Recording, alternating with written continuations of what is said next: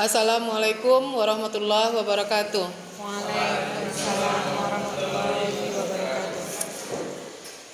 Puji dan syukur marilah kita ucapkan kehadirat Allah SWT yang telah memberikan kita nikmat kesehatan, nikmat ilmu dan kesempatan sehingga kita bisa berkumpul di sekolah kita yang berbahagia ini untuk menghadiri berbagi praktik baik dalam aksi nyata modul 1.4 sebagai CGP angkatan 11 yaitu dengan judul budaya positif.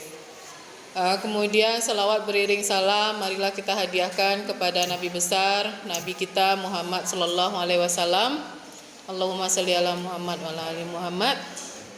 Dengan hadirnya beliau di atas dunia ini membawa kita dari alam yang penuh kejahiliahan ke alam yang penuh dengan ilmu pengetahuan seperti sekarang ini. Terima kasih juga saya ucapkan kepada Bapak Ibu yang sudah menyempatkan untuk hadir di ruangan ini untuk bisa berdiskusi, berbagi praktik baik bersama saya. Untuk kedepannya insya Allah kita akan berdiskusi dengan santai namun serius sehingga kita bisa mendapatkan makna dari budaya positif yang harus kita tumbuhkan di sekolah kita ini. Untuk membuka acara kita hadir di sini pimpinan kita yaitu Ibu Wakil Kurikulum kita Ibu Dian Fajrina. Marilah kita mintakan kepada beliau untuk membuka acara kita secara resmi. Kepada Ibu Dian, saya persilahkan. Terima kasih Bu Ana. Assalamualaikum warahmatullahi wabarakatuh. Puji beserta syukur kita sampaikan kepada Allah Subhanahu wa taala yang telah melimpahkan rahmat dan karunia-Nya sehingga kita dapat berkumpul di labor biologi untuk mengikuti acara atau kegiatan pada pagi hari ini. Salawat beriringan salam marilah kita sampaikan kepada junjungan kita Nabi besar Muhammad sallallahu alaihi wasallam. Allahumma shalli ala Muhammad wa ala ali Muhammad yang telah membawa umatnya dari alam kebodohan kepada alam yang berilmu pengetahuan seperti saat sekarang ini. Sebagai unsur pimpinan saya mengucapkan selamat dan sukses kepada Ibu Arizona, calon guru penggerak angkatan 11 Kota Payakumbuh yang telah menginisiasi kegiatan kita pada pagi hari ini, yaitu berbagi praktik baik atau diseminasi mengenai budaya positif. Dari seluruh modul yang telah dipelajari, tentu modul guru penggerak disiplin positif ini merupakan salah satu modul yang penting bagi pembelajaran guru penggerak, yaitu mengenai budaya positif.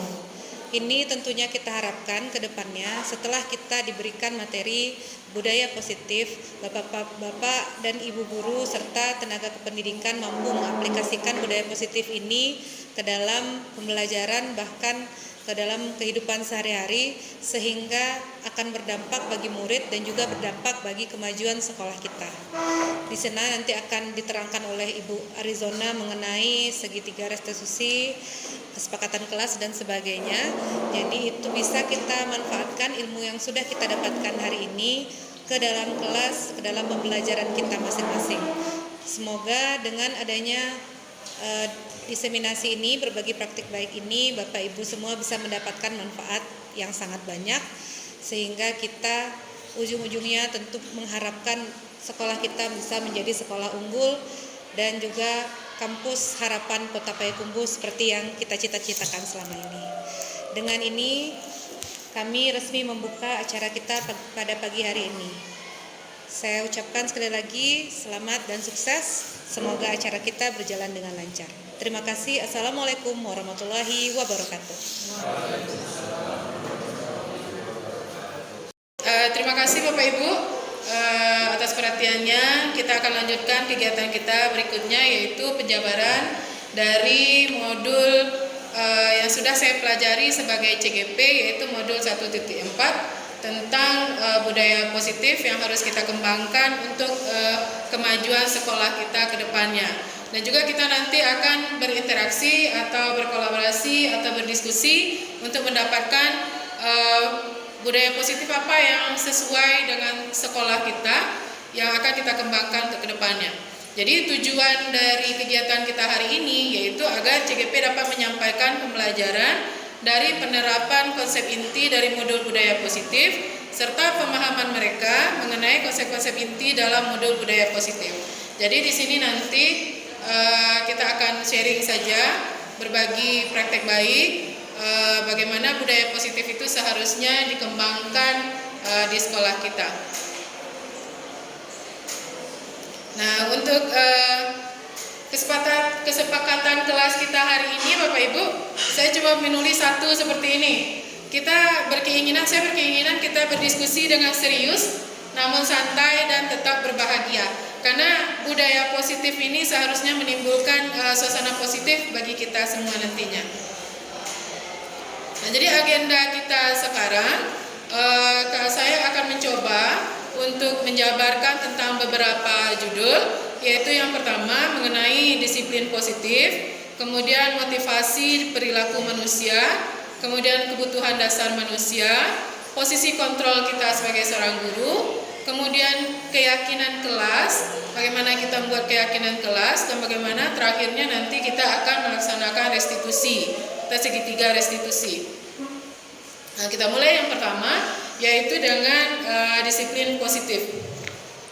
Di sini kalau kita melihat disiplin positif, kita bisa memperhatikan makna dari disiplin positif itu adalah merupakan suatu pendekatan untuk menerapkan disiplin dalam diri anak tanpa adanya hukuman atau hadiah.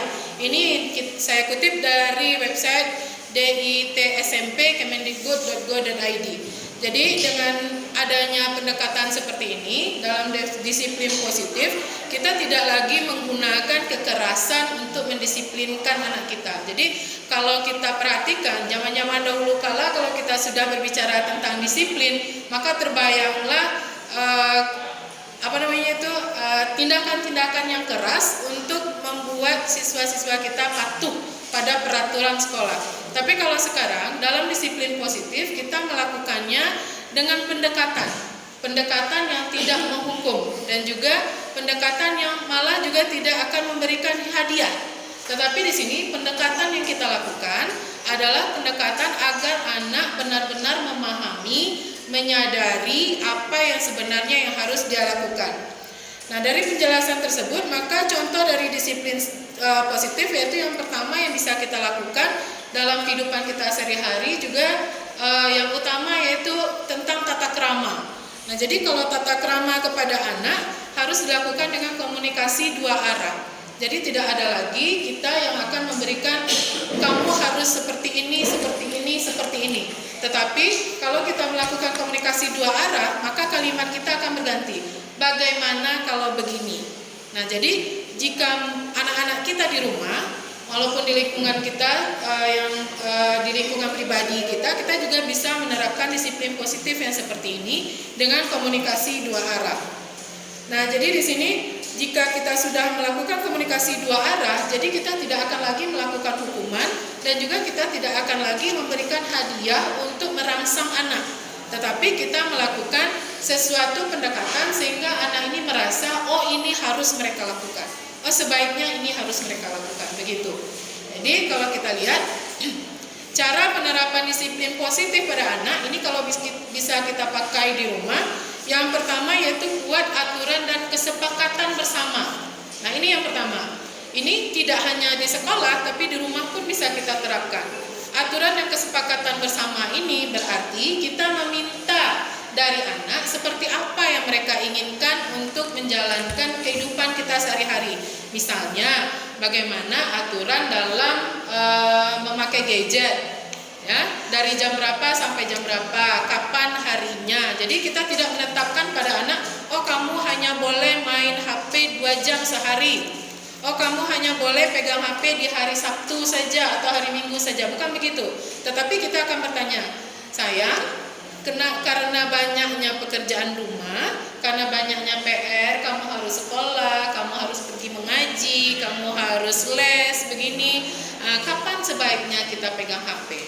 Nah, jadi ada kesepakatan bersama antara kita dengan anak kita sehingga anak-anak ini tidak merasa terhukum, tidak merasa terpaksa melaksanakannya. Kemudian yang kedua, tetapkan konsekuensi. Konsekuensi beda dengan hukuman. Kalau hukuman biasanya ini akan membuat anak itu jera, tetapi mengakibatkan rasa takut kepada anak. Sedangkan konsekuensi, dia mau melaksanakan akibat dari yang dia lakukan itu, dia sadar apa yang menjadi akibatnya, kemudian tanpa ada paksaan, dia akan melakukan sendiri apa yang menjadi konsekuensinya. Kemudian tetap memberikan pujian. Nah, ini jangan lupa, pujian bukanlah hadiah, tapi kata kita tadi, tidak ada hukuman, tidak ada hadiah. Pujian bukanlah hadiah, tetapi pujian adalah respon kita terhadap apa yang dilakukan oleh anak. Tidak berupa benda, tidak berupa sesuatu yang diinginkan anak, tetapi sebuah respon. Respon dari seseorang yang dianggap anak ini adalah yang memegang kekuasaan atau kekuatan di rumah. Jadi jika kita memberikan pujian, anak akan merasa pekerjaannya sudah selesai, pekerjaannya benar, dan ibu merasa dan dia merasa bahwasanya mamanya, ibunya setuju dengan apa yang dia lakukan. Nah, itu memberikan pujian. Kemudian menjalin komunikasi yang baik. Menjalin komunikasi yang baik ini maksudnya, jika anak melakukan kesalahan, kita memberikan pertanyaan-pertanyaan kepada anak kita untuk mengklarifikasi kenapa dia melakukan kesalahan yang seperti itu. Kenapa kira-kira? Ada apa kira-kira? Kita tidak lagi menghukum anak, misalnya dia tadi terlambat sekolah. Kita tidak lagi menghukum, kenapa kamu pulangnya terlambat? Bukan lagi begitu. Tapi pertanyaannya adalah, sayang, kenapa terlambat? Ada apa di jalan? Ada apa di sekolah? Jadi kita akan menjalin komunikasi yang baik antara kita dengan anak kita. Kemudian menjadi contoh yang baik. Menjadi contoh yang baik ini maksudnya apa? Bagaimana kita mendisiplinkan diri kita, bagaimana kita sebagai orang tua mendisiplinkan diri kita, mengikuti semua aturan atau kesepakatan yang sudah kita bentuk, sehingga anak ini bisa mencontoh apa yang kita lakukan. Nah, inilah cara penerapan disiplin positif pada anak yang bisa kita jadikan yang bisa kita jadikan pedoman untuk kita memberikan bagaimana kita mendisiplinkan anak tanpa memberikan hukuman dan tanpa memberikan hadiah. Selanjutnya, alasan pentingnya menimbulkan suasana positif di lingkungan kita. Nah, suasana positif bisa kita dapatkan dari setelah terjadinya hubungan timbal balik yang baik antara kita dengan anak kita. Itu kalau di rumah. Kalau di sekolah, suasana positif akan timbul jika sudah ada komunikasi yang baik antara guru dengan siswa, dengan teman sejawat, dengan pegawai-pegawai di tata usaha, dan juga dengan lini-lini yang lainnya. Jadi alasan pentingnya menimbulkan suasana positif di lingkungan kita, yang pertama, suasana positif ini dapat meningkatkan kesejahteraan mental. Apa itu kesejahteraan mental?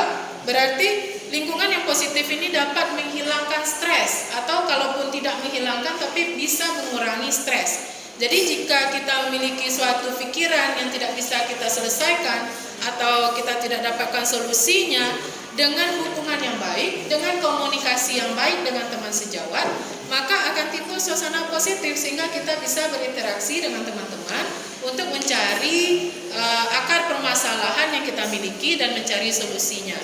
Kemudian pentingnya suasana positif di lingkungan kita atau di lingkungan sekolah kita, yaitu yang kedua, meningkatkan produktivitas. Apa maksudnya meningkatkan produktivitas ini? Nah, kalau kita sudah berinteraksi secara positif, kita sudah saling memahami, kita saling menghargai, maka kita akan berbuat dengan lebih baik lagi untuk kepentingan kita bersama. Jadi tidak ada lagi cemooh-cemoohan atau kata-kata negatif di belakang, sehingga kita bisa bergerak sesuai dengan apa yang kita harapkan.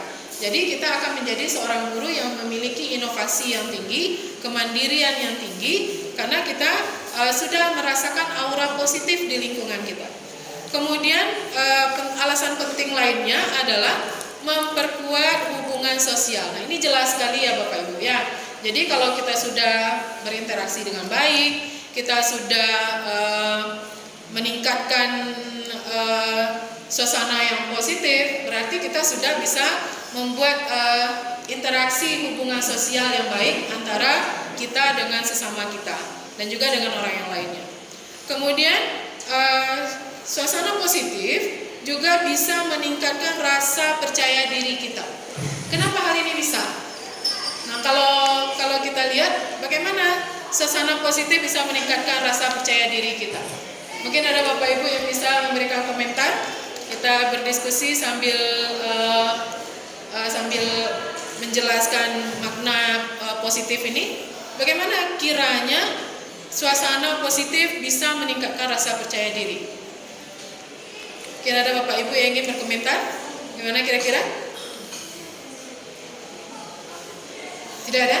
Nah, kalau menurut ya, silakan Ibu Sri Herlina.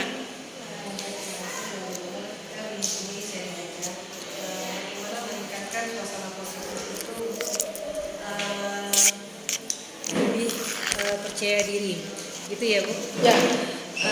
Karena kalau kita lihat, kalau suasananya itu udah positif, artinya siapapun yang akan tampil atau yang akan bergerak atau yang akan bicara itu tidak ada lagi tekanan batin. Karena untuk menimbulkan kepercayaan diri itu mungkin batinnya aja dulu yang dipoles. Kalau udah positif, artinya semuanya mental itu pasti tidak akan down. Jadi apapun yang dia hadapi nanti, apapun yang dia sampaikan pasti akan timbul percaya dirinya. Tidak takut salah, tidak takut salah kata atau salah tingkah nantinya. Mungkin itu suasana positif itu mendukung pada percaya diri. Oke, terima kasih Bu Sri Herlina. Memang benar ya, kalau kita sudah memiliki hubungan yang timbal balik, dengan suasana kerja yang positif, dengan hubungan sosial yang kuat, maka akan menimbulkan rasa percaya diri yang tinggi. Karena kita tidak lagi merasa bahwa teman-teman kita akan menilai rendah pada apa yang kita kerjakan.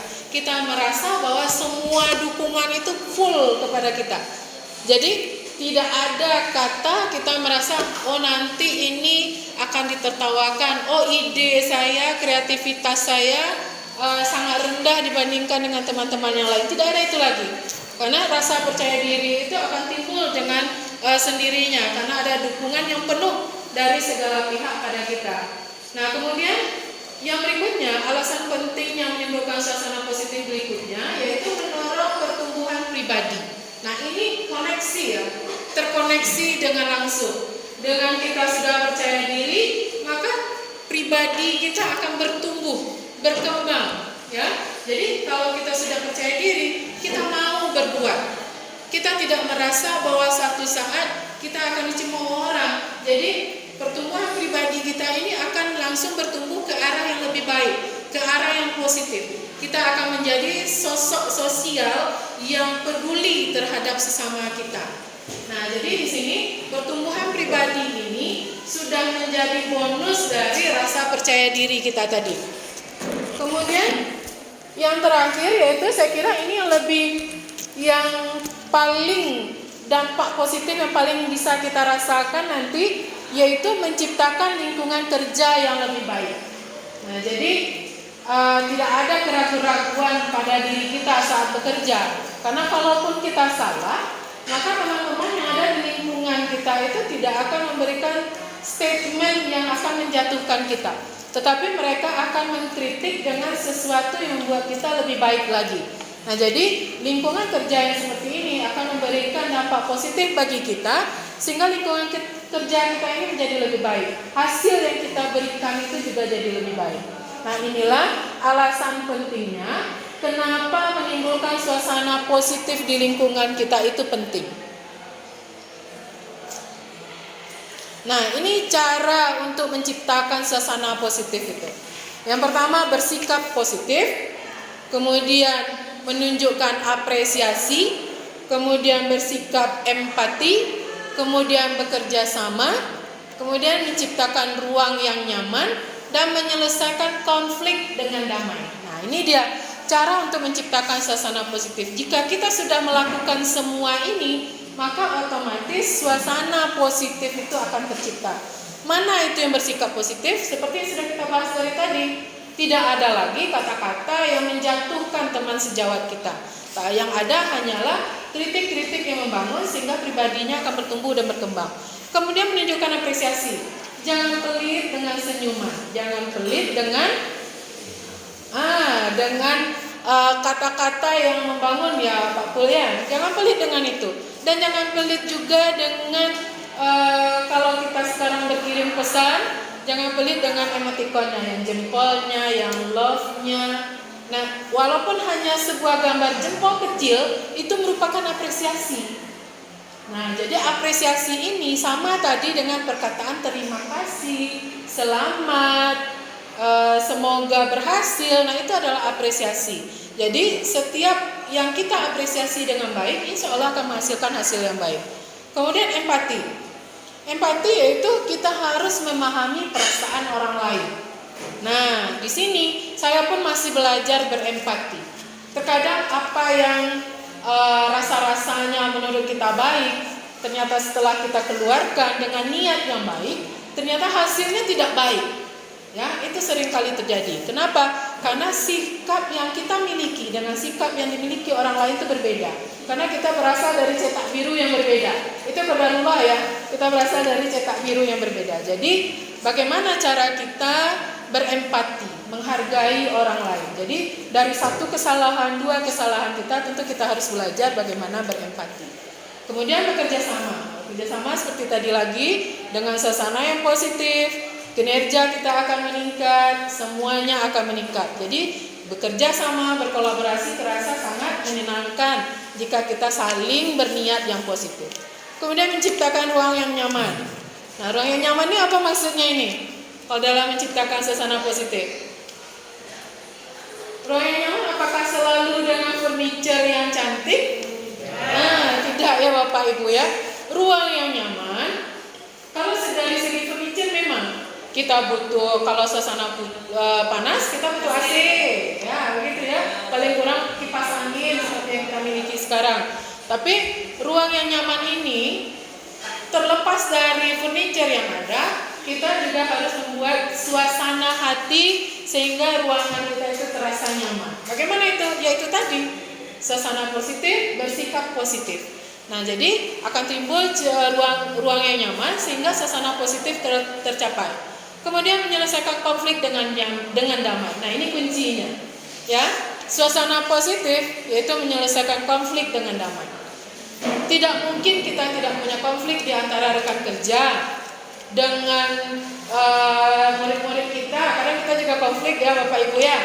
Sudahlah siang-siang, sudah zuhur, lelah kita, anak-anak bermasalah, banyak perangai. Nah, ada timbul konflik antara kita dengan siswa kita. Nah, kita harus ingat, kita harus punya suasana positif, pikiran positif, sehingga konflik ini selesai dengan damai. Bagaimana caranya? Yaitu yang pertama tadi, komunikasi dua arah, sehingga konflik yang ada bisa diselesaikan dengan damai. Nah, inilah cara yang bisa kita lakukan Bapak Ibu untuk menciptakan suasana positif. Nah, berikutnya, apa hubungan antara menciptakan suasana yang positif dengan proses pembelajaran yang berpihak pada murid? Nah, kita lebih mengerucut sekarang. Kita lebih mengerucut kepada tugas kita sebagai seorang guru ini. Berarti kalau kita suasana positif di kelas, maka motivasi pelajarannya juga akan meningkat. Ya, kenapa? Ibu tidak marah-marah lagi, ibu senyum-senyum, ibu tidak marah-marah lagi, maka motivasi belajar akan meningkat. Ada rasa kerinduan untuk bertemu guru-gurunya untuk pelajaran. Kemudian fokus dan konsentrasi meningkat. Ini sejalan ya Bapak Ibu ya.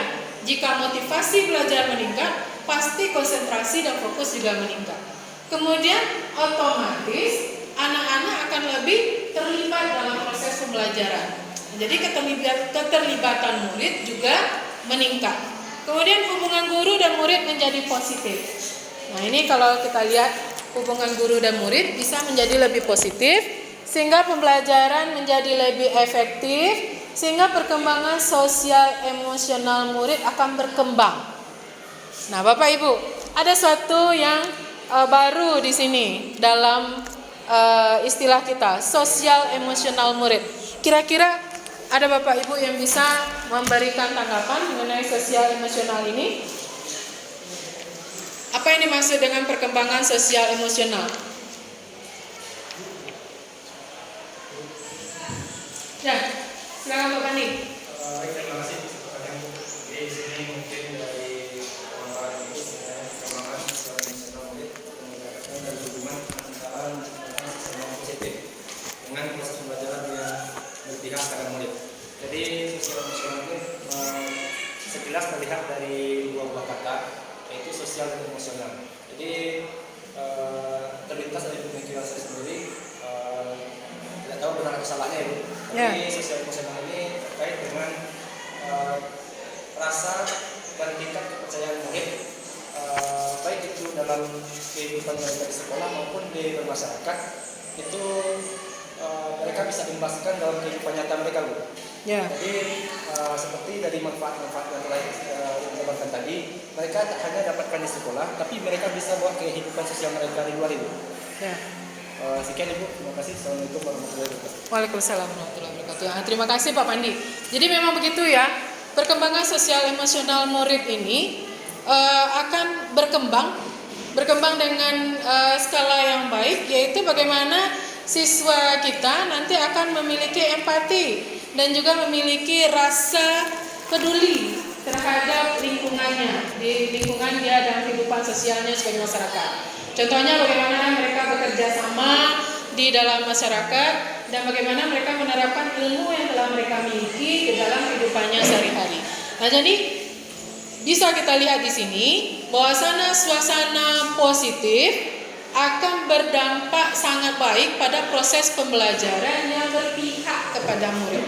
Sehingga nanti pembelajaran kita ini bisa mengembangkan kompetensi siswa dengan sebaik-baiknya untuk mendapatkan hasil dan kebahagiaan yang setinggi-tingginya sesuai dengan filosofi dari Ki Hajar Dewantara.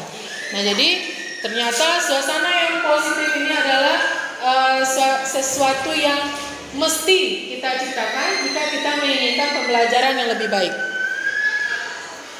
Nah, bagaimana dengan sekolah kita? Nah, ini itu teorinya tadi ya Bapak Ibu ya. Seharusnya ada suasana yang positif. Sekarang mari merefleksi diri terhadap sekolah kita.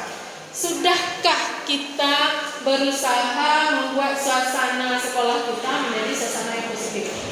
Bagaimana kira-kira Bapak Ibu? Sudahkah kita sempurna dalam mengerjakan suasana, mengerjakan diktik atau cara-cara sehingga suasana yang positif itu terbentuk di sekolah kita?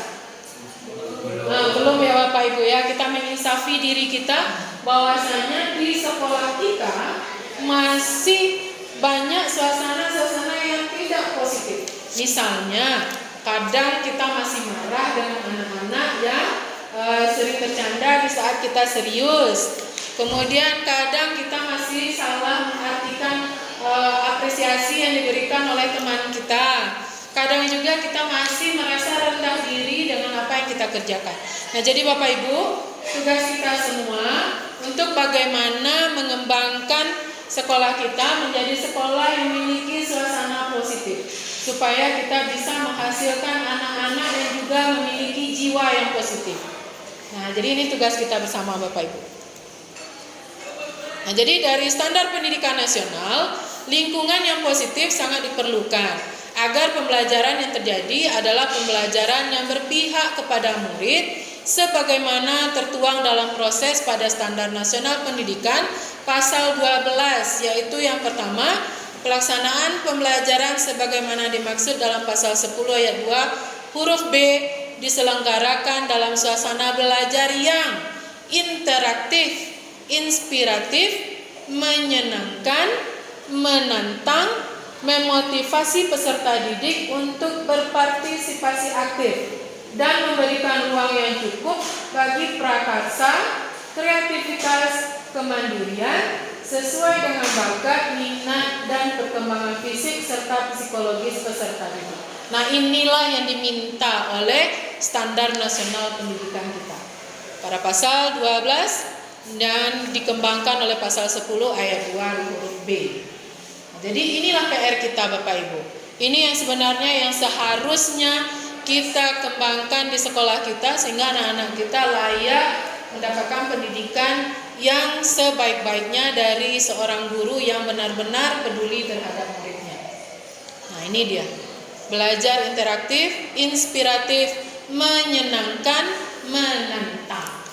Jadi, kalau kita lihat-lihat mungkin kita selama ini sudah interaktif, tapi masih kurang inspiratif karena kita masih belum mampu memberikan contoh yang baik untuk mendapatkan inovasi-inovasi dari murid kita. Kemudian mungkin masih kurang menyenangkan, ya kan? Kemudian masih kurang menantang. Nah, jadi Bapak Ibu, inilah tugas kita ke depan, bagaimana kita membuat lingkungan yang positif untuk pembelajaran agar tercapai standar nasional pendidikan. Nah, jadi setelah kita memiliki suasana yang positif, pembelajaran yang positif, kita harus melihat motivasi perilaku manusia. Nah, dalam motivasi perilaku manusia ini yang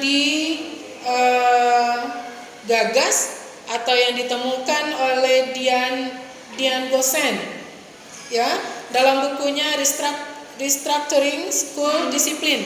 Nah, kita bisa lihat 3 motivasi perilaku manusia. Nah, mari Bapak Ibu kita lihat di sini.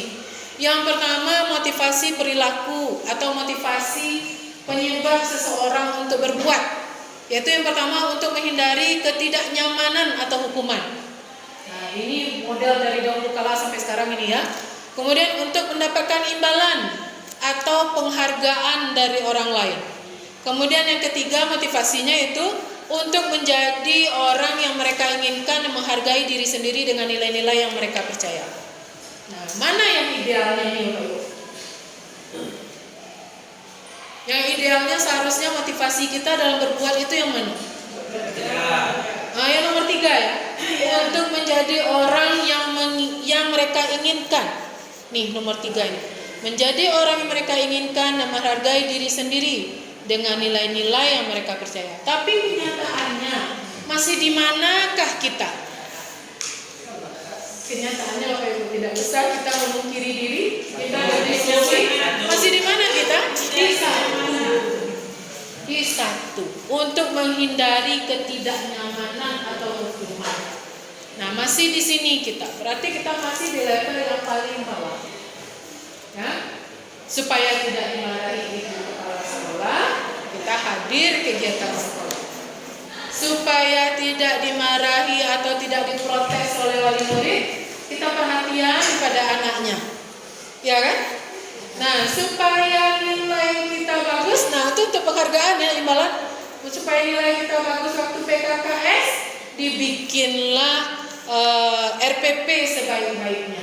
Nah, masih kita di situ. Jarang sekali, kecuali untuk urusan uang saya pikir. Kalau urusan duit, nah baru kita di posisi 3. Tapi untuk urusan pekerjaan yang tidak ada hubungannya dengan uang, kita masih di posisi 1 dan 2.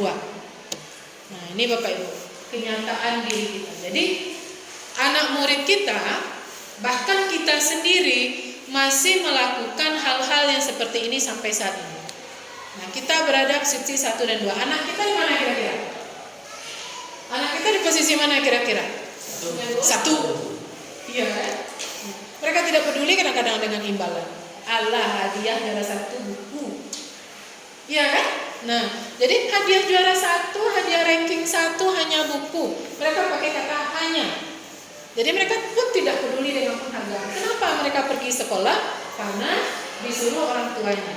Kenapa mereka pergi sekolah? Ada kata-kata dari murid saya yang begini, kenapa Anda hari ini sekolah sedangkan teman-teman yang lain tidak sekolah karena hujan?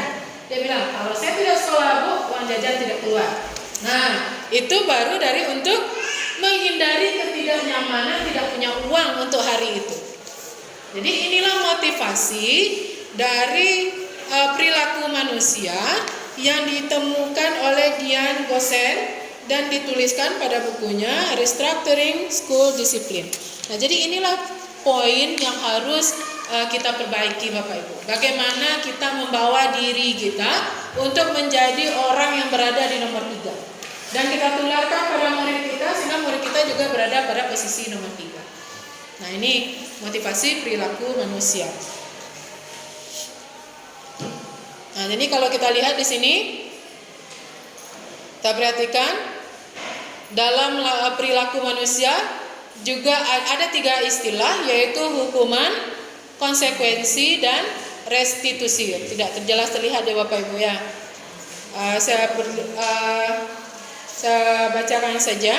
Untuk hukuman, ciri-cirinya adalah yaitu yang bersifat ke arah negatif. Kita lihat bawahnya saja Bapak Ibu. Ini kita tidak bacakan semua. Di sini ada negatif, untuk konsekuensi netral, dan untuk restitusi positif. Apa maknanya itu? Hukuman lebih cenderung memberikan dampak negatif.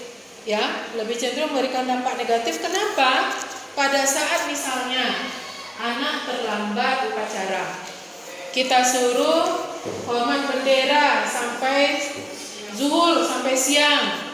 Mereka lelah, sudahlah tadi kena marah sama ibunya di rumah, tidak sempat sarapan karena buru-buru, tidak ada uang di saku yang mencukupi untuk beli sarapan, dan juga sudah kena marah sama guru piket, kena marah lagi sama wali kelas, panas.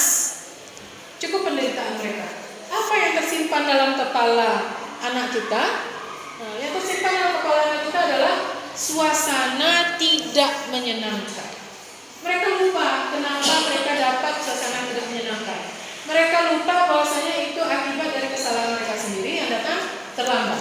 Tetapi yang tersimpan dalam otak anak-anak kita yang sifatnya juga masih anak-anak, walaupun sudah beranjak remaja, yaitu bagaimana rasa tidak menyenangkan dari hukuman ini. Nah, jadi hukuman sekarang tidak dibenarkan lagi, karena itu membawa dampak negatif bagi siswa kita. Mana yang lebih disarankan? Selain dari hukuman, lebih disarankan kepada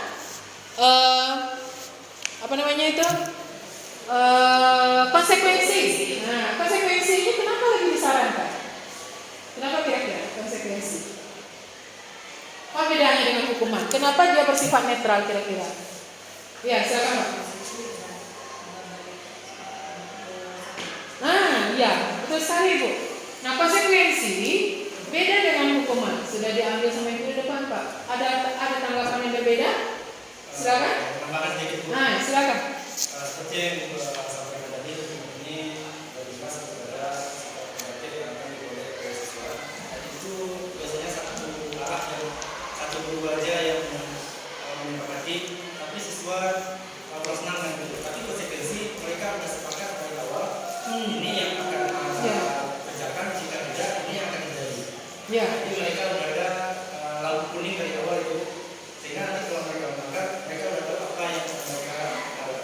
Nah, ya, benar begitu sekali Pak ya. Jadi beda dari konsekuensi dengan hukuman. Hukuman ini satu arah, ya, dari sang penguasa kepada bawahannya, dari guru kepada muridnya, dari matahari kepada bumi, kan gitu ya. Jadi kalau misalnya kita berikan hukuman, anak tidak siap dengan itu, maka tersimpanlah rasa tidak nyaman dalam otak belakang mereka ini, dalam long term pengingat di bagian belakang, ya, akan tersimpan dalam waktu lama rasa tidak nyaman. Tapi kalau dia konsekuensi, dia sudah tahu nih dari rumah, dia terlambat, kan gitu ya. Lalu sambil berpikir ya, kalau terlambat nanti kena ini. Mereka sudah tahu, otomatis mereka menyiapkan diri sambil datang ke sekolah. Sampai di sekolah dan kejadian, mereka tidak terlalu kaget lagi, karena sudah mengetahui apa yang akan terjadi. Jadi konsekuensi lebih lumayan daripada hukuman, karena mereka sudah mengetahui, sudah ada komunikasi sebelumnya. Tetapi yang lebih disarankan sekarang adalah restitusi. Restitusi ini berdampak positif. Kenapa restitusi berdampak positif? Karena restitusi itu sendiri mengutamakan perubahan karakter, mencari solusi dari permasalahan, bukan untuk menghakimi, apalagi menghukum dengan tidak wajar. Itu tidak terjadi pada restitusi. Jadi restitusi ini bersifat lebih positif. Nah, ini dia. Nah, ini yang agak terlihat nih.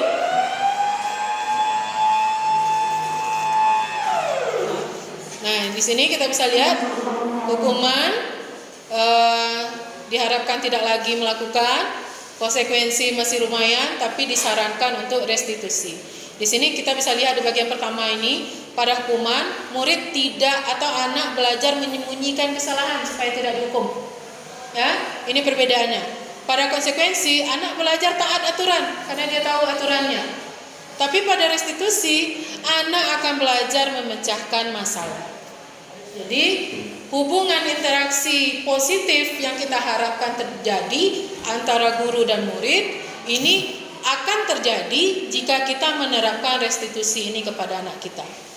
Dengan adanya restitusi, anak akan paham bahwa dirinya sendiri yang memegang kendali atau kontrol terhadap dirinya. Ya, kenapa seperti itu? Karena dia bisa berdiskusi dengan gurunya. Dia bisa berkomunikasi dua arah dengan gurunya. Kemudian dengan restitusi, anak tidak kehilangan waktu namun bersemangat untuk memperbaiki diri. Karena yang diberikan kepadanya itu bukanlah berupa sesuatu yang menyakitkan atau sesuatu yang tidak menyenangkan. Kemudian restitusi ini malah dibuat oleh mereka sendiri. Dibuat oleh anak sendiri sesuai dengan apa yang mereka inginkan. Nah, ini Bapak Ibu. Nah, kita lihat kenapa adanya larangan pemberian hadiah. Saya di awal mendengar ini agak kecewa saya nih Bapak Ibu. Karena zaman saya sekolah dulu, orang tua saya beli angka 9 dengan harga 10.000. Zaman saya dulu 9 10.000, dapat 10 9-nya 100.000. Kita masih kecil, banyak tabungannya kan. Nah, sekarang tidak dibenarkan. Kenapa? Ternyata setelah diteliti, pemberian hadiah hanya berpengaruh jangka pendek. Ya, jangka pendek pemberian hadiah ini. Kemudian merusak hubungan. Kenapa ini merusak hubungan? Menimbulkan rasa iri kepada anak-anak yang tidak mendapatkan hadiah. Nah, misalnya Bu Rahma mengumpulkan RPP nomor 1 dapat hadiah dari Ibu Kepala Sekolah, lalu Bu Ana iri, ya kan? Merusak hubungan di ujung-ujungnya. Ya kan? Nah, kemudian menurunkan kualitas, berarti hanya akan berusaha menjadi yang tercepat. Nah, Bu Rahma ini sudah yang tercepat kali ini, semester depan dia juga mau yang tercepat juga. Akhirnya bagaimana? Ambil dari sekolah lain, ambil dari Google, langsung print, langsung serahkan. Nah, ini merusak kualitas. Kemudian mematikan kreativitas. Nah, ini Bapak Ibu. Kalau kita biasakan memberikan hadiah, maka anak-anak akan berfokus pada hadiahnya saja, tidak berfokus pada ilmunya. Kemudian ini yang paling saya perhatikan kemarin pada saat kita pelajari ini, yaitu penghargaan menghukum. Nah, menghukum siapa ini? Kok bisa menghukum penghargaan itu? Ternyata penghargaan menghukum orang yang tidak mendapatkannya. Nah, contohnya zaman saya sekolah dulu lagi nih, saya sekolah SMP di SMP 1, nilai itu jaraknya hanya 0,0. Bahkan ada nilai yang sama 2 orang 3 orang, tapi tetap ada yang juara 1. Bagaimana dengan yang juara 2 dengan nilai yang sama merasa terhukum? Kenapa saya yang juara 2? Kenapa bukan dia yang juara 2? Gitu ya. Nah, jadi penghargaan kadang-kala bisa menjadi alat menghukum, kemudian merusak motivasi diri. Yang awalnya dia berbuat demi kebaikan, sekarang berbuat demi mendapatkan hadiah. Nah, itu dia, merusak motivasi diri. Kenapa kita harus memperhatikan ini? Karena sesuai dengan kebutuhan dasar manusia. Nah, ini kebutuhan dasar manusia. Ini Bapak Ibu, sebenarnya hanya ini yang kita butuhkan dalam kehidupan kita.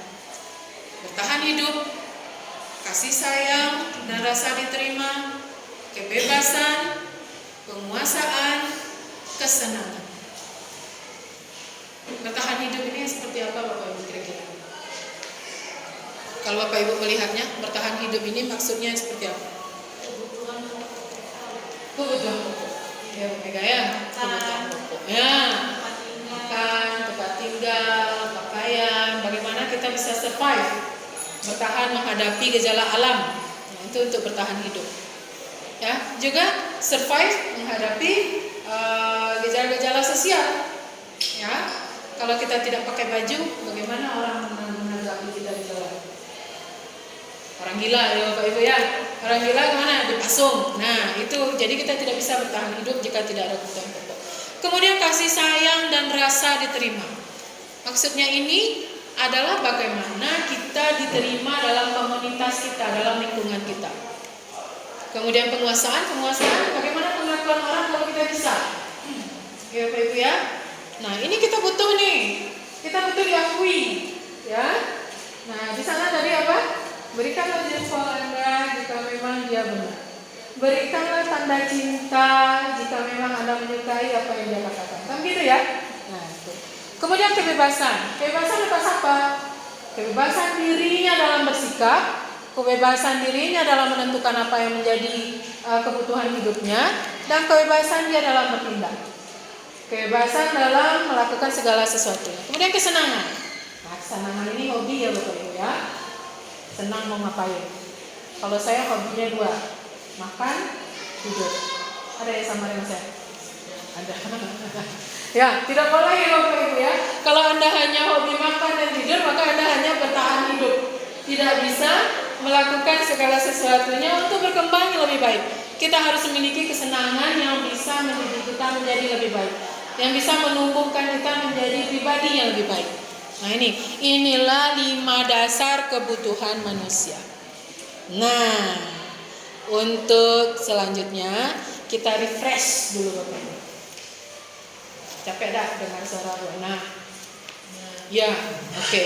Nah, saya punya nih bagus. Ada tembak gambar. Nah, silakan.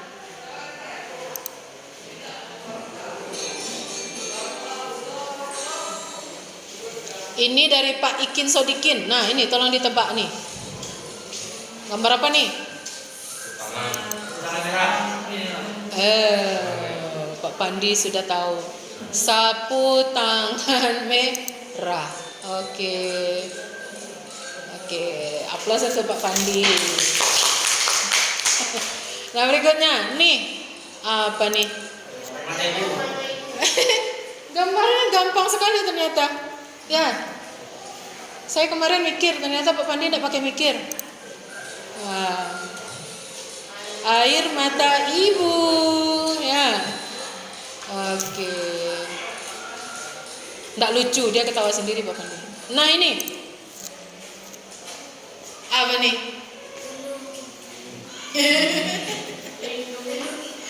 Hilangkan satu li, hilangkan hi-nya, tambah i.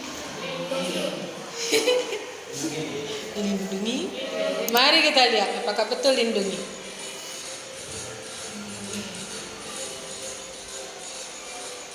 Ayo, ternyata lindungi. Nah, ini apa nih?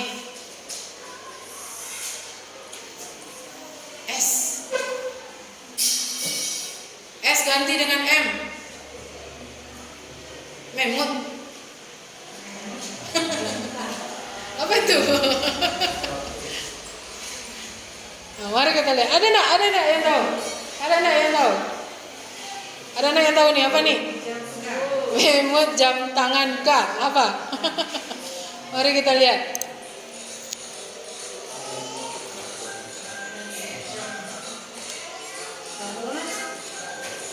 Memutar logika. Ulang lihat. Oke.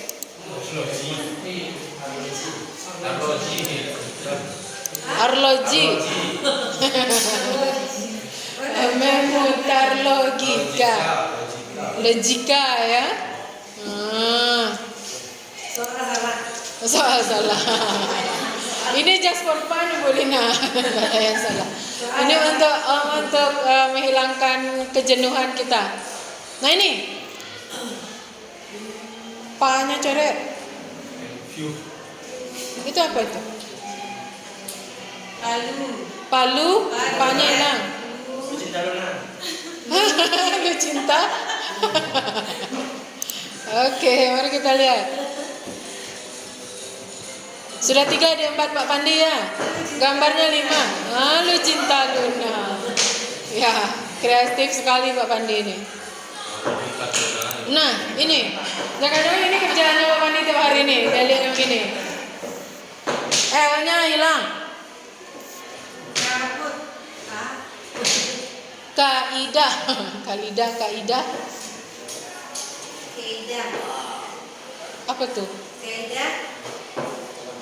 Koran. Bantal ada, bantal koran. Bantoran. Ini bantal nak. Oh, kaidah laporan. Kok laporan? Gua sudah lap. Kain lap. Kaidah laporan. Oke, kita lanjut jelas Wan. Kaidah laporan.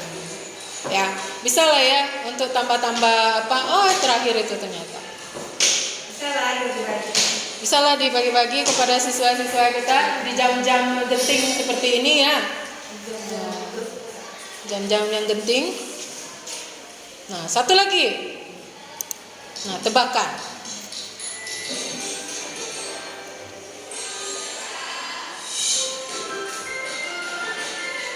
Nah, siap-siap untuk menguji kreativitasmu kadang. Apa yang lebih tinggi dari kapten kolonel? Dari kapten dan kolonel apa yang lebih tinggi? Peci. Kenapa peci Pak Mandi? Di atas kepala. Di atas kepalanya Pak Kapten dan kolonelnya. Belina udah terima kelihatannya. Tukang potong rambut. Nah, tepinya, pecinya. Oke, nah. Siapa tokoh Barbie yang jualan pulsa? Ada yang nonton Barbie? Ustaz nih udah bodoh nih lihat nih. Atau apa Barbie ini? Ada yang lain-lain. Siapa yang jualan pulsa? Ada yang kenal Barbie? Yang punya anak kecil biasanya tahu nih, mungkin tahu. Pak Ilil juga anak nemani anaknya menonton. Siapa tokoh Barbie yang jualan pulsa? Rapunzel.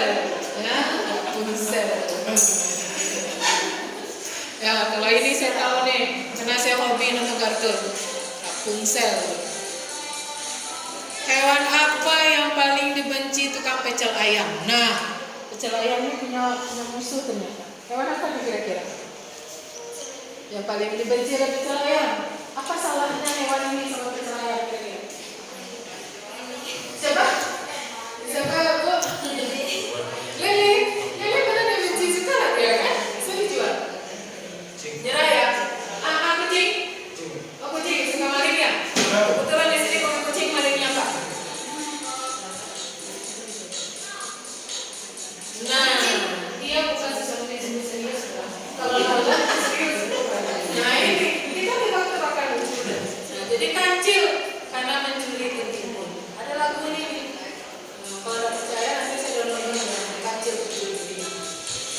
Nah hewan apa yang paling mulia lagi juga ya? Kancil karena mencuri ketimun. Oke. Nah ada satu lagi ternyata. Beda laki-laki dan harimau. Nah ini bapak-bapak nih. Apa beda antara bapak-bapak dan harimau? Apa nih Pak? Beda laki-laki dan harimau. Sudah ada sama belangnya. Atau sama ganasnya. Ayo, mana ini? Aduh. Jebak ya. Harimau kulitnya belang. Kalau laki-laki hidungnya belang. Nah, sama ya kan ya tuh sama belangnya. Satu hidung belang, yang satu kulit belang. Nah, oke, kira-kira menghibur tidak Bapak Ibu? Oke, mari kita aplaus untuk diri kita sendiri. Kalau masih ada dilanjutkan Bapak Ibu sedikit lagi. Nah, sedikit lagi. Ini posisi kita sebagai guru dalam kontrol restitusi. Nah, apa itu pengertian posisi kontrol guru? Yaitu merujuk pada berbagai pendekatan yang digunakan oleh guru dalam mengelola perilaku dan disiplin di kelas. Setiap posisi akan memberikan dampak yang signifikan pada proses pembelajaran dan perkembangan siswa. Jadi, guru ini bukannya tanpa makna dia berada di kelas itu bukan hanya memberikan informasi, bukan hanya memberikan ilmu, tetapi dia juga memiliki posisi-posisi kontrol. Yang pertama, penghukum. Guru penghukum. Nah, guru yang seperti apa nih guru yang penghukum nih? Nah, suka memberikan hukuman, suka mengancam. Ini guru zaman dahulu kala, pegang rotan sepanjang ini. Nah, atau pegang hapus papan. Nah, saya korbannya satu dulu tuh. Hapus papannya Bu Yasna Pak tuh. Nah, itu dia. Jadi guru penghukum, dia sering memberikan hukuman. Bagaimana ini terhadap anak-anak? Memberikan pendidikan yang baik? Tidak. Nah, kemudian guru pembuat rasa bersalah. Nah, gimana nih guru pembuat rasa bersalah nih? Dia pasti akan bilang, nah ini gara-gara kamu nih. Ada enggak kita yang seperti itu? Ada ya. Coba kamu tidak begini tadi, tidak begini kejadian. Coba kamu datang lebih cepat, maka kelas kita menang, katanya kan? Nah itu guru pembuat rasa bersalah, sehingga anak yang diperlakukan seperti itu merasakan rasa bersalah yang dalam terhadap dirinya. Lalu ada juga yang berteman. Nah ini kadang-kadang salah tafsir nih, berteman lanjut ke pernikahan. Ya Ustaznya, nah, ada tuh kejadiannya seperti itu. Ada tuh. Apa maksudnya guru dalam posisi berteman? Maka dia lebih memakai bahasa-bahasa yang casual, bahasa sehari-hari. Ayolah dikerjakan demi kebaikan kita bersama, Ananda. Kalau kamu kena marah, saya juga kena marah sama guru, sama kepala sekolah, gitu ya kan? Nah, itu berteman. Nah, ini sebenarnya boleh tidak? Tidak. Karena ini akan membuat anak kita merasa bahwa dia sebaya dengan kita. Ujung-ujungnya nanti mereka akan mengeluarkan kata-kata yang seharusnya tidak mereka keluarkan. Nah, kemudian ada juga yang posisi kontrol pemantau. Bagaimana ini dengan posisi kontrol pemantau? Apa kira-kira dia tuh?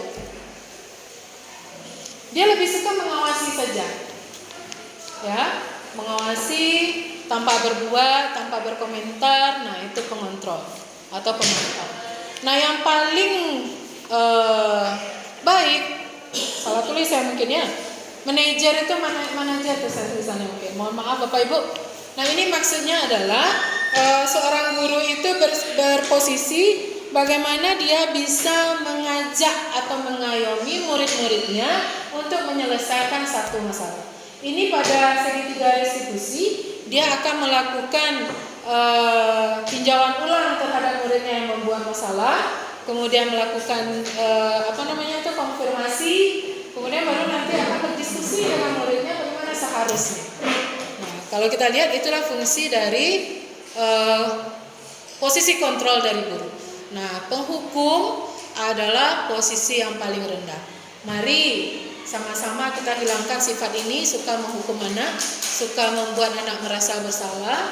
Karena sesungguhnya anak yang belum berkembang berarti anak yang belum bertemu dengan pawangnya. Nah, kita adalah pawangnya. Bukan anak yang salah, tapi kondisi kita, suasana kita yang salah. Bagaimana kita menempatkan diri untuk mengerti bagaimana perkembangan anak ini. Ini yang bisa kita lakukan di kelas supaya terjadi hubungan timbal balik. Kita sebagai manajer mengatur semuanya, melakukan interaksi dengan anak. Kita membuat keyakinan kelas. Nah ini keyakinan kelas yang pernah saya rancang untuk kelas saya. Nah ini nilai-nilai kebajikan yang menjadi perhatian utama di sekolah. Ini rancangan saya Bapak Ibu.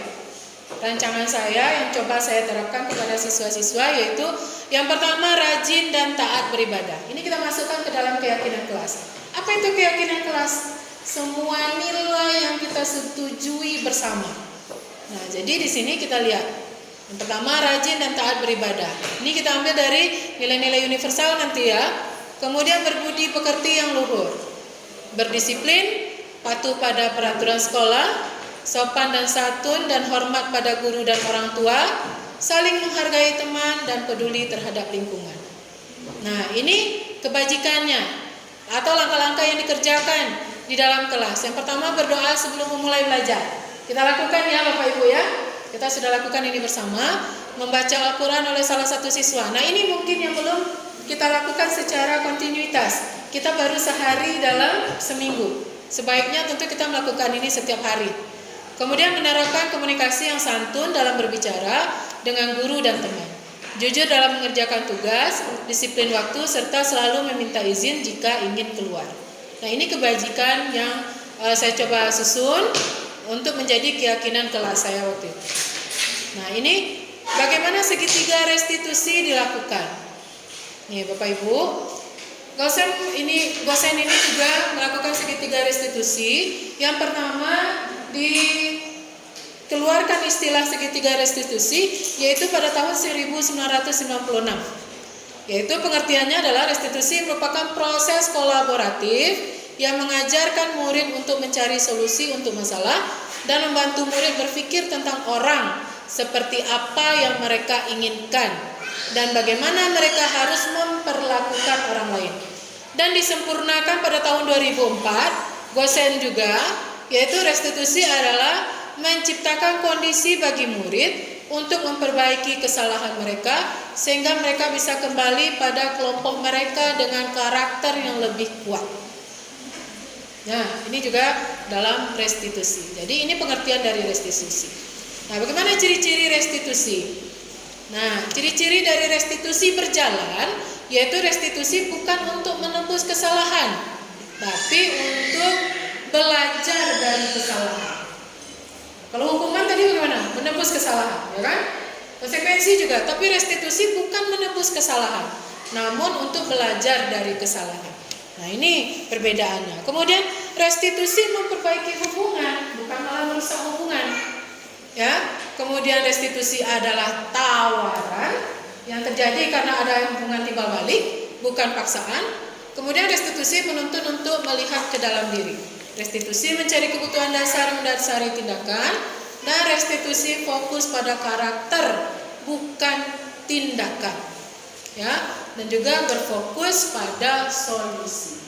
Nah, ini restitusi, jauh bedanya dengan hukuman. Nah, inilah yang akan kita coba untuk mengembangkan pada siswa-siswa kita nanti. Nah, ini langkah restitusi. Yang pertama, menstabilkan identitas, yaitu kita semua melakukan hal yang terbaik yang bisa kita lakukan. Itu secara teori kontrolnya. Kemudian validasi tindakan yang salah, ya. Teori kontrolnya bahwasanya tindakan semua perilaku itu pasti memiliki alasan. Nah, ini. Kemudian yang ketiga, menanyakan keyakinan. Nah, kita semua memiliki motivasi internal. Jadi inilah asumsi yang harus kita kembangkan pada saat kita melakukan restitusi. Nah, kalau kita lihat segitiga restitusi seperti ini. Yang pertama, menstabilkan identitas kita lakukan dulu. Yaitu dengan asumsi dalam kepala kita, setiap orang pasti pernah melakukan kesalahan. Dan bisa kalimatnya juga, kamu bukan satu-satunya yang pernah melakukan hal ini. Nah, ini untuk menstabilkan identitas. Kemudian melakukan validasi tindakan yang salah. Berarti meyakinkan kita tindakan mana yang salah. Ya kan? Kamu tentu punya alasan mengapa melakukan itu. Kita bisa sebutkan seperti itu. Ini sebenarnya apa sih Bapak Ibu? Sebenarnya ini adalah untuk mengawal perasaan anak kita sehingga dia merasa diperlakukan dengan adil dan diperlakukan secara dewasa. Sehingga timbul interaksi yang positif tadi di antara kita dan anak kita. Kemudian setelah kita validasi tindakan yang salah, kemudian menanyakan keyakinan. Keyakinan mana? Keyakinan kelas tadi. Kita tanyakan pada anak kita, keyakinan kelas mana yang telah kamu langgar? Nah, karena keyakinan kelas ini dilakukan atau dibuat secara bersama, tentu dia akan tahu keyakinan mana yang sudah dilanggar. Setelah ini kita lakukan, ketiga-tiga ini baru kita meminta solusi dari kesalahan. Misalnya, ya, lagi viral-viralnya masalah kita sekarang ada anak marah, ya kan? Kebetulan anak kelas saya marah, tidak terkontrol emosi. Lalu kita akan menstabilkan identitasnya dulu. Kita bicara seperti ini sama mereka. Nah, berarti kenapa kamu marah? Nah, bukan itu yang pertama. Yang pertama itu setiap orang pasti pernah melakukan kesalahan. Kesalahan kamu tentu ada alasannya. Kamu bukan satu-satunya orang yang melakukan hal ini. Saya begitu ya. Apa tujuannya? Apakah untuk memanjakan mereka? Tidak. Tujuannya untuk mengembalikan rasa percaya diri mereka dulu. Kembalikan dulu rasa percaya diri mereka. Kembalikan dulu rasa percaya mereka terhadap kita.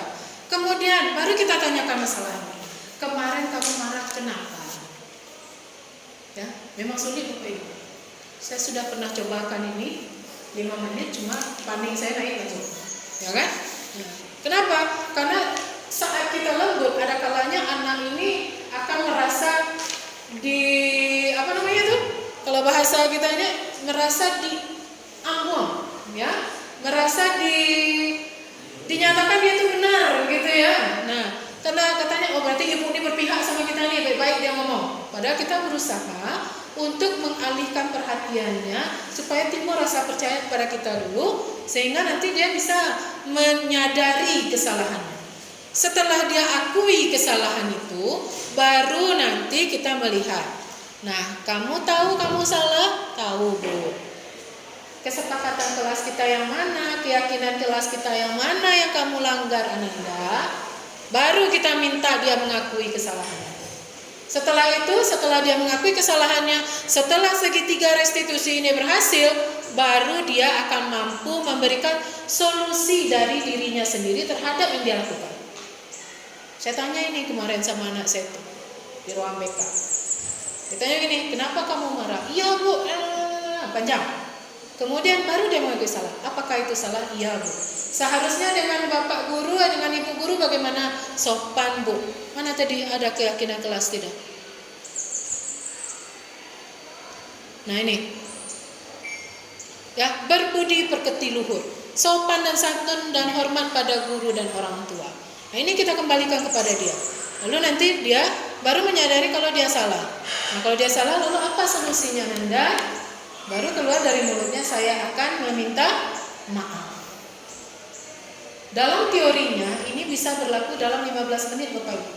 Tapi kenyataannya saya melakukan restitusi pada murid saya ini sebanyak 2 kali pertemuan 30 menit. Baru selesai. Ya, dan itu pun tidak selesai secara sempurna. Karena kenapa saya bilang tidak selesai secara sempurna? Sehari setelah itu dia bikin masalah lagi. Jadi restitusi ada kalanya harus kita lakukan berulang-ulang kali, dan kunci dari restitusi adalah sabar dari pihak kita. Ya? Nah, itulah yang harus kita lakukan. Nah, Bapak Ibu, ini yang sempat saya videokan. Restitusi ini yang divideokan antara contoh naskah restitusi yang saya lakukan dengan waktu itu anak kita yaitu Abel.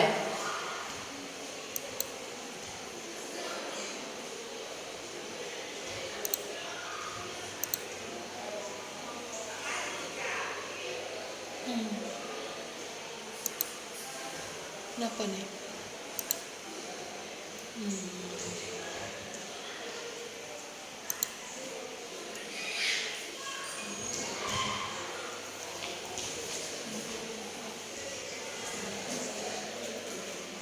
Itulah suaranya. Itu banyak masalah di sini ya.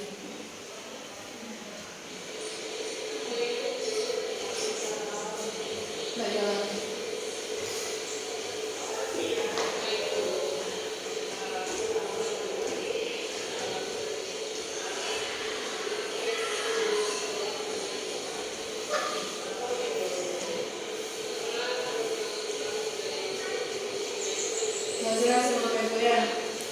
Jadi intinya di sini saya mencobakan restitusi kepada anak kita, pada Abel dan Pia, itu mengenai kesalahan yang mereka lakukan.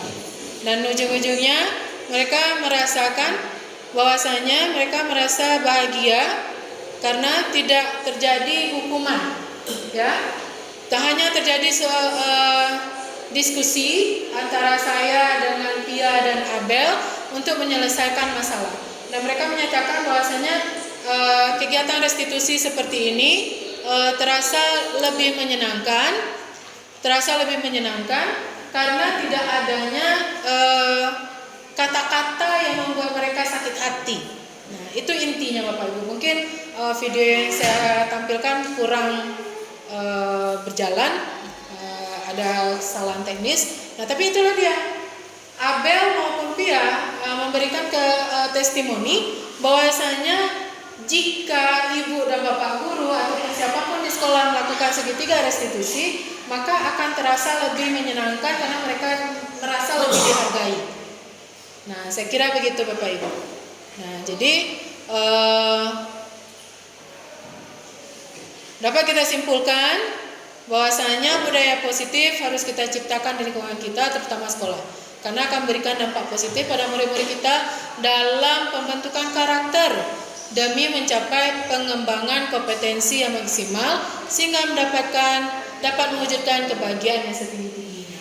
Nah, jadi dari budaya positif inilah yang menjadi inti dari kita, yaitu siswa yang mampu mengembangkan kompetensi yang maksimal sehingga bisa mewujudkan kebahagiaannya yang setinggi-tingginya sesuai dengan filosofi yang diajarkan oleh Ki Hajar Dewantara. Jadi budaya positif dengan cara segitiga restitusi, dengan posisi kita sebagai manajer, berusaha kita untuk melayani semua kebutuhan siswa kita sebagai manusia dan sebagai pelajar.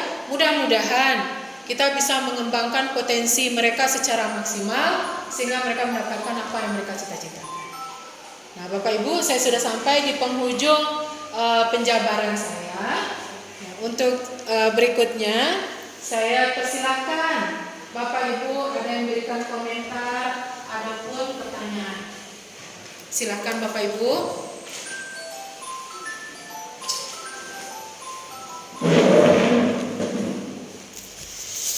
Nah, silakan Pak Pandi.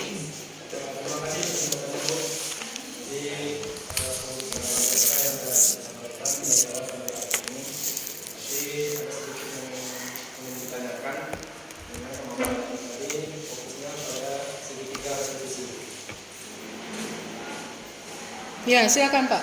Jadi dalam kasus seperti apa segitiga restitusi ini dapat dilaksanakan, karena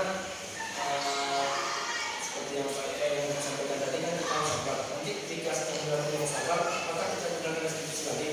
Terima kasih. Assalamualaikum warahmatullahi wabarakatuh. Oke. Sampai mana segitiga restitusi bisa dilaksanakan ya Pak ya?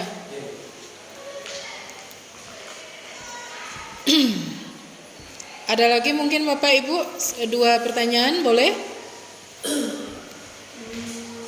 Nah, silakan Ibu Sri. Terima kasih Bu Alina. Saya ingin melihat slide yang sebelumnya penghargaan Yang mana? penghargaan bantuan atau hubungan. Penghargaan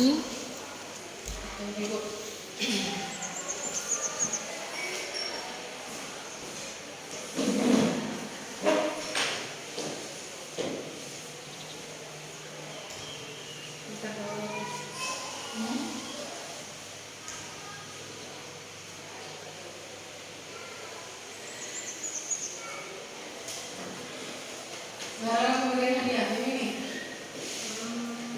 Ya. Ini Bu.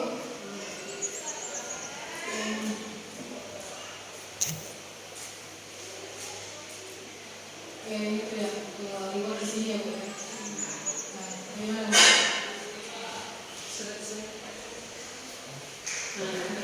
Oke, baik.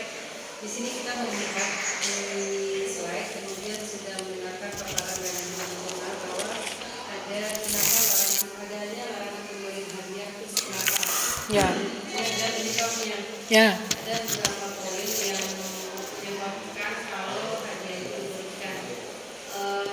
Kemudian ini kalau dari paparan itu ada tadi ini kan dalam lingkup siswa ya. Ya. Dalam lingkup siswa atau sekolah. Ya. Ya. Oke. Saya setuju dengan apa yang Ibu paparkan tadi, karena sejatinya manusia itu tidaklah sempurna. Mereka mempunyai keunikan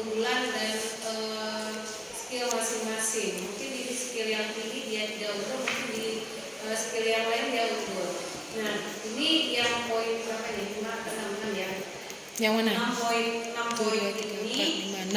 Ya, 6 poin ini adalah itu akibat dari pemberian hadiah. Ya. Nah, boleh kita lihat sekarang ini faktanya ya, fakta di lapangan. Ya. Kan ini yang kita pelajari, yang Bapak Ibu pelajari bahwa pemberian hadiah itu berdampak kepada hal-hal yang 6 poin ini. Sementara di lapangan bagaimana?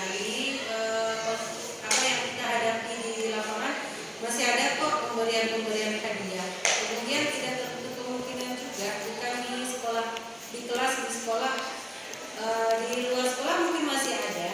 Ya. Artinya ini adalah program Kemendikbudristek, artinya dari pusat ini sudah ada dan materinya juga sudah ada. Nah, pertanyaannya apakah apa yang kita pelajari di pendidikan guru penggerak dari angkatan 1 sampai angkatan 11 malah sekarang, kemudian materi yang ini itu belum teraplikasi atau bagaimana? Kenapa masih ada kok atau ini cuma ada di ajang siswa atau kelas atau sekolah, sementara di ajang kompetisi yang lain bagaimana? Masih dalam bentuk pendidikan, Nah, ini yang terasa bagi saya gitu kan. Ini kan bagus ini. Nah, menurut Bapak Ibu semua atau Ibu Marizona sebagai penyaji juga bagaimana tanggapannya dengan apa yang saya sampaikan, masalah yang saya sampaikan tadi. Oke. Nah, terima kasih pada Pak Pandi dan Bu Sri Herlina. Saya akan coba jawab dulu yang bagian Pak Pandi.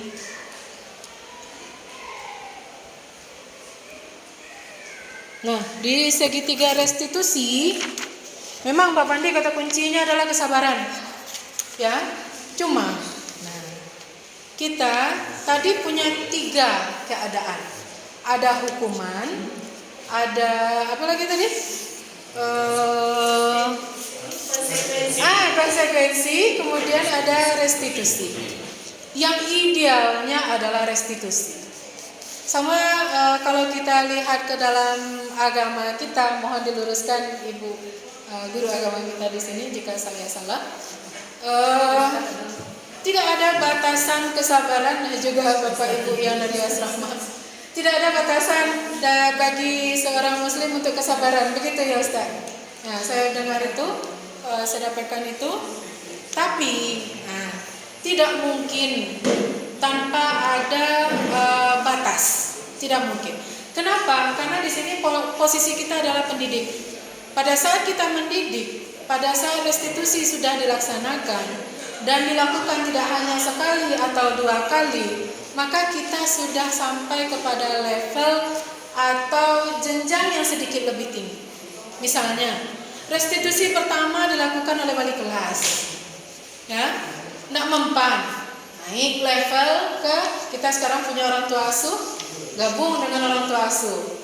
Nak mempan juga restitusi kita, naik ke guru BK. Nak mempan juga, naik ke wakil kesiswaan. Masih juga tidak berpengaruh, kita letakkan keputusan di tangan ibu atau bapak kepala sekolah kita. Kita adalah suatu lembaga yang memiliki aturan-aturan yang diberikan oleh negara, dan ini adalah aturan yang merupakan kelembagaan, bukan aturan untuk siswa. Yang kita sepakati dengan siswa adalah aturan-aturan atau kesepakatan kita pada saat kita melakukan proses pembelajaran ataupun pada saat kita melakukan kegiatan di sekolah. Tapi jika siswa kita ini melakukan kesalahan lalu tidak mempan setelah kita melakukan restitusi berulang-ulang kali, maka dengan data yang komplit, dengan pembinaan yang cukup, kita bisa mengundang orang tua untuk memperlebar restitusi kita dengan melibatkan orang tua. Jadi jika semuanya tidak berjalan, tentu kita mengembalikan bagaimana sebaiknya menurut orang tua. Apakah anak kita di sini tetap akan diajarkan dengan apa yang sudah kita sepakati bersama, ataukah anak ini akan mereka ambil lagi untuk dipindahkan ke tempat yang lebih sesuai dengan anaknya. Karena seperti kata Ki Hajar Dewantara, guru adalah petani. Petani hanya menumbuhkan bibit dengan kondisi yang sebaik-baiknya, bukanlah yang menjadikan bibit itu menjadi sesuatu yang berbeda dari aslinya. Petani jika dia menanam jagung maka hasilnya jagung. Jangan pernah berharap petani jangan tanam jagung hasilnya adalah padi. Jadi kalau menurut hemat saya dalam pembahasan restitusi ini, kita harus melakukan restitusi berlapis dulu Pak Pandi. Begitu semuanya sudah selesai dan itu tidak bisa menghasilkan sesuatu yang memperbaiki diri anak, maka kita kembalikan anaknya kepada orang tuanya. Jadi saya pikir begitu. Jadi kalau misalnya kita ikuti terus sabar, seleksi alam juga akan berlangsung. Apa seleksi alam? Anak akan tinggal kelas. Karena dengan nakalnya dia, dengan tidak mau ikutnya dengan apa yang sudah kita sepakati bersama. Ini dia ikut melakukan kesepakatan bersama, keyakinan kelas, keyakinan sekolah, dia ikut nih. Tapi dia melanggar apa yang sudah kita sepakati bersama, maka saya rasa konsekuensi bisa diberikan, yaitu dengan mengembalikan dia kepada orang tuanya. Saya kira begitu Pak Pandi. Bagaimana menurut Pak Pandi? Atau ada Bapak Ibu yang lain yang ingin menambahkan? Tidak? Atau kita kembalikan dulu ke Pak Pandi. Bagaimana Pak Pandi? Terima kasih penjelasan.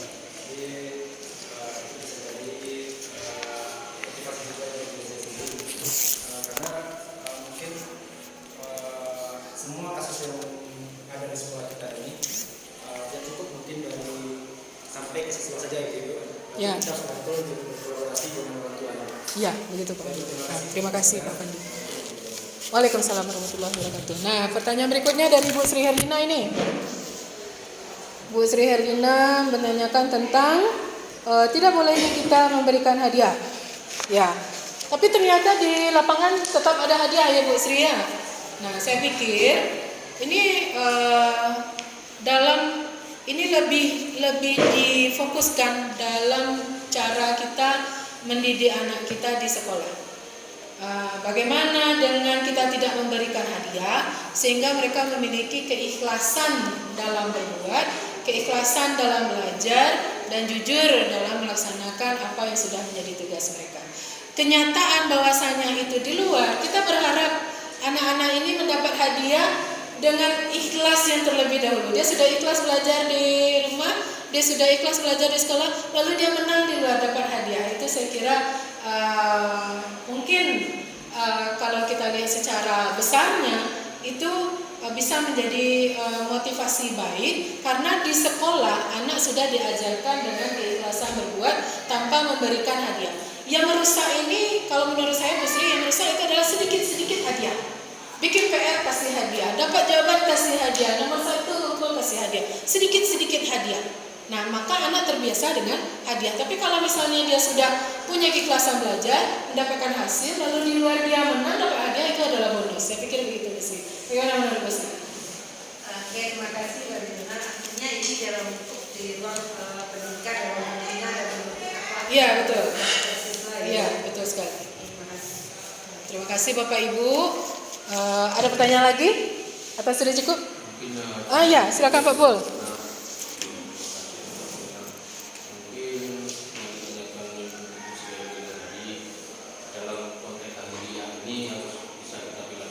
Ya. Contohnya, Ya.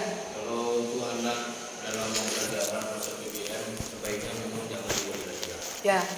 Kecuali nanti ada event-event perlombaan. Ya. Gitu kan. Nah itu disitulah baru kita bisa memberikan hadiah. Iya, betul. Tapi dalam proses pembelajaran ini saya rasa memang sebaiknya tidak diberi hadiah. Iya, betul. Contohnya seperti dalam kurikulum 13 kemarin itu kan ada tidak memakai ranking di kelas itu. Iya, Itu iya. sudah bagus. Iya. Walaupun ada sebagian anak dan orang tua tetap bersikuku untuk bertanya, Iya. anak saya lagi berapa, anak saya. Iya, betul sekali Pak. Ya.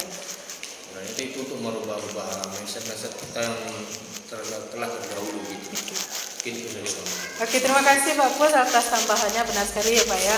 Jadi memang kita harus memilah-pilah. Jadi kita berharap anak-anak kita bekerja dengan ikhlas, mendapatkan ilmunya dengan ikhlas. Nah, terima kasih Bapak Ibu atas perhatiannya. Saya cukupkan sampai di sini. Wabillahi taufiq wal hidayah. Wassalamualaikum warahmatullahi wabarakatuh.